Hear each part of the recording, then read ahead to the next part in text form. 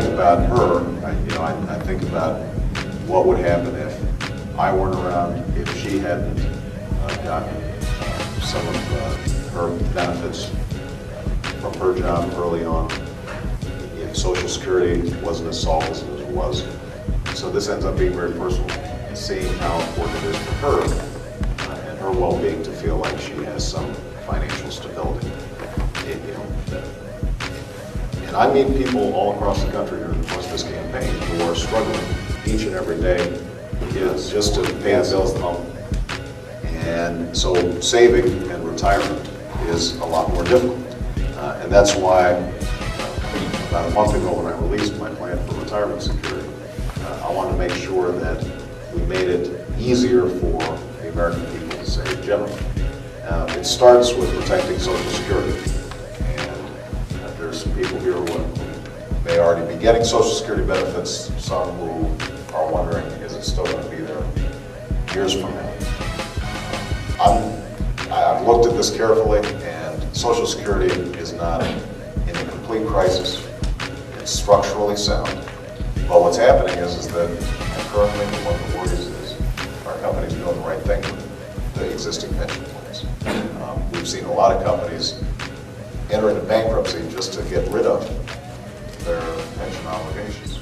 And the bankruptcy laws right now make it too easy for executives to leave with a golden parachute and a multi-million-dollar severance package at the same time as they're leaving workers holding the bag. And so we want to adjust how our bankruptcy laws work. We want to make sure if somebody has set up a pension plan for their workers, that those plans are adequately funded, that they're disclosing where the money's being invested, and that they can't just get rid of their obligations simply through bankruptcy court if at a later date they decide they want to change how they're doing business. So all these changes are going to be difficult. I will tell you that part of the answer, obviously, to dealing with retirement savings is making sure that people aren't having such a hard time keeping, making ends meet, that they're able to have a little bit of money left over to save. But I really think that if we don't try to deal with this now, we're going to have much bigger problems in the future. And when I think back to my grandparents and all that they did for me, I want to make sure that we're taking care of people when they're retiring. That's part of, I think, the American dream that the next president of the United States has to fight for, and that's what I intend to fight for. So, with that, what I'm going to do is I'm just going to go back and forth, and we're just going to have a conversation. And why don't we start, actually, with you, Don, and I'm just going to come around the table. We have to start paying our own health insurance, and it's a crippler. I mean, I'm 56 as of Saturday, Right. And I was planning on retiring. And with what's happened with the monetary policy, the dollar going down, there's no way I can pick up a $700 a month health care tab. And I'm currently being treated for thyroid cancer. And so the $700 a month it's about what I'd have to is pay about for. what you'd have to pay for your a comparable policy to what you have right now. And I've been searching. Right. So if you retired, you'd go on COBRA. Right. You'd pick up, and you'd have to pick up that $700 costs, and obviously you're not in a position where you don't have health insurance because you're getting treatment right now. Yeah, it would be very difficult for me to pay those bills cash. Right. So there's a huge gap between sort of people wanting to retire, say, at 60, and when they qualify for Medicare. And during that gap, you're exactly right. People have huge problems, and oftentimes what happens is they end up drawing down all their savings just to try to close that gap on the healthcare front. So what are your friends doing?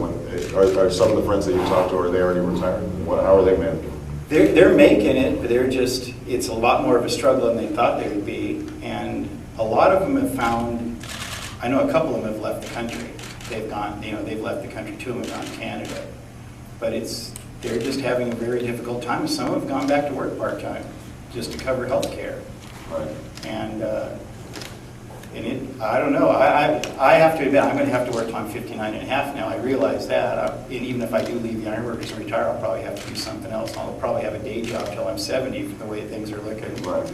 But, Well, now, you've got a defined benefit plan though, right? yeah, we have a defined benefit plan. We have a 401A as an iron worker in this area. Right. So if it weren't for the healthcare costs, you'd feel pretty good about the amount of money that you'd be receiving through your pension. Oh, yes, sir.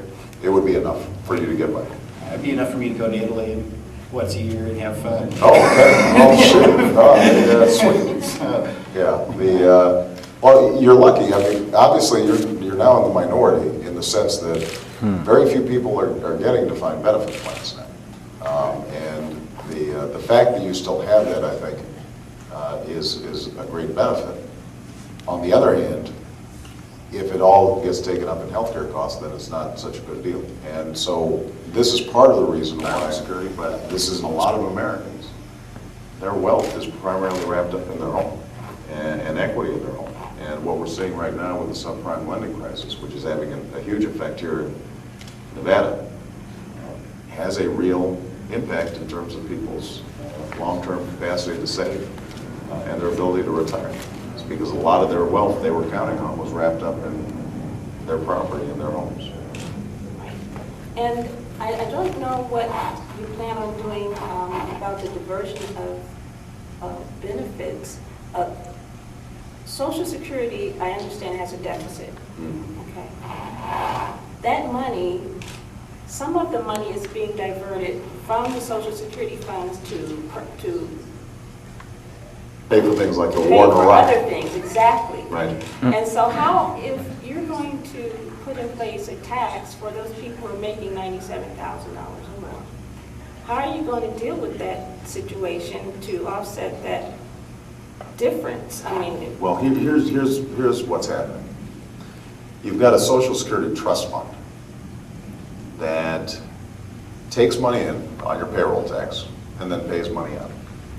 Now, we have been running a surplus over the last several years. More money's been coming in than has been going out. So that money should have been sitting there for the retirees because it's going to reverse itself. There's going to be more money going out than coming in. But politicians, as you might expect, they see a big pot of money sitting there. They say to themselves, we can spend this. So they start spending it on things like Iraq. And it makes the deficit look lower than it actually is. Now, that money is going to have to be repaid. Healthcare is affecting my ability to save because I have to pay a little under $500 for my wife and my 3 children to be covered medically. Now, my wife just recently went back to the workforce. She was able to stay home for a couple of years, and that was a blessing. Yeah, you've got pretty young kids. Yeah, and she's going back because we need the health care. So hopefully if she's kept on permanently, we'll have that, and then maybe then we'll have enough money to start putting away for retirement. I don't have a lot of faith in the stock market system. I hate to take a political shot at the Bush administration, but it seems that corruption has infiltrated almost every level of our society, and I'm afraid that if I put my money there, that someday I'm going to wake up and that money's going to be gone. So I almost would rather just keep it under the mattress, if you will, than invest it. Well, look, you've got a couple. You could be down 15, you could be up 15, you just don't know. And so my attitude is that Social Security is there no matter what. No matter whether you make a good decision or a bad decision, whether you're lucky or you're not, that's going to be there. And then on top of that, you should have mechanisms that allow you to save with your own personal account. That should be above and beyond, in addition to Social Security, not as a replacement for Social Security. Tell me about what you and George are going through right now. Yeah. I'm worried about losing our home because he has to retire because his legs and everything are bothered, and he has to take another job. But even so, I don't think it's going to be enough for him to afford to keep our home. Where are you working right now, George? I work at Circus. I'm a cook there. Right. And So you're a member of culinary? member of the culinary. Right. And arthritis is coming into my knees and my shoulders. It's hard to work. Right. And I know I have 7 more years before retirement. And, it's kind of hard to make it because price of living is going up higher and higher.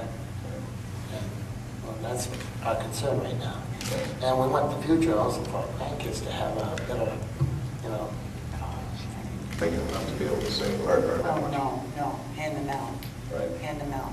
And George is not as a corporate circuit. I mean, culinary does a great job organizing its workers, and you're making a lot more than you would be otherwise, but it's still tight. it's still, if it wasn't for culinary, our life would have been completely You could have made it. Yeah. Yeah, that's great. Let me ask you, just one other thing. Are you able to make,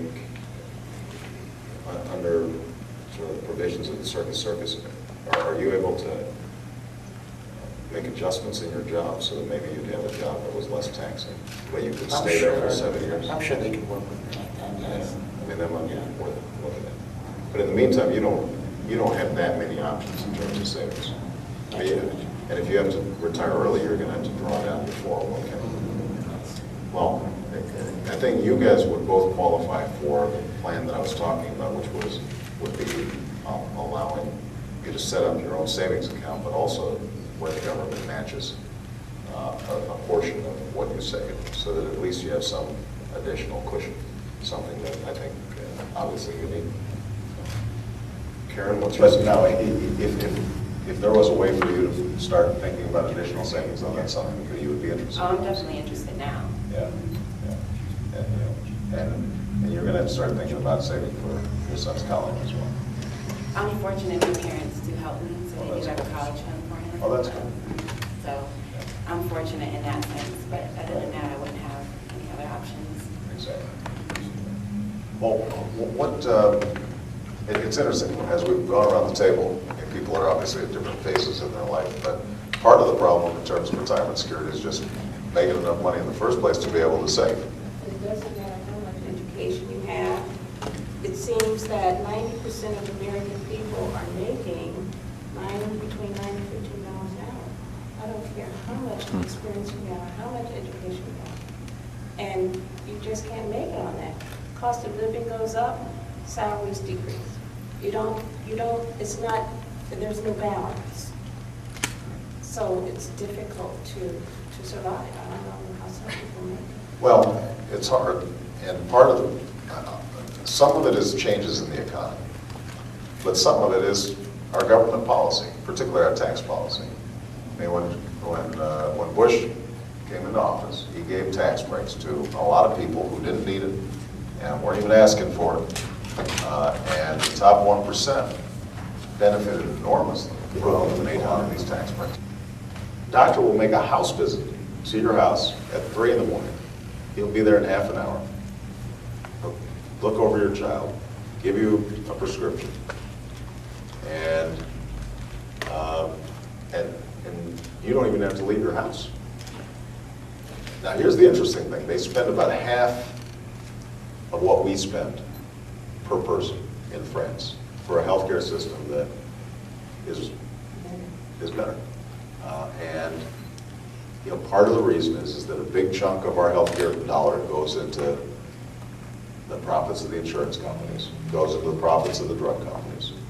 So that is a big chunk of it. A big chunk of it is that we don't really have a healthcare system, we have a disease care system. We wait until people get sick, and then we have these very expensive medical treatments. But what we should be doing is putting more money on the front end to make sure everybody's getting a regular checkup, to make sure that, if a child has asthma, I've said is, I'm going to get my healthcare plan done by the end of my first term as president. I think the American people are ready for it. Businesses are now recognizing that our healthcare costs are unsustainable in a way that it used to be they aligned themselves more with the insurance and the drug companies, and the HMOs have sort of said, well, we don't need to change it. Now they're starting to realize they've got to change it because it's increasing their costs. And you go through college, And I think, there are a lot of different ways to serve. People already are serving in the military, although we need to do a better job on our education benefit. The GI Bill is not what it used to be. But, if somebody is willing to be a teacher in a school where it's hard to find teachers, somebody wants to be a nurse in a hospital where it's hard to find nurses, somebody's willing to, work for a veterans organization, a shelter, those are all ways that they can participate. They're going to be able to make their way through college. So you just make sure they're keeping the grades up. That's the main thing. All right? Grandmas are kind of soft on their kids. I noticed that. So, Karen, anything you want to add? Anything else that I haven't? And it doesn't have to just be on retirement security. Anything else that you think is important that you'd like to ask a question about?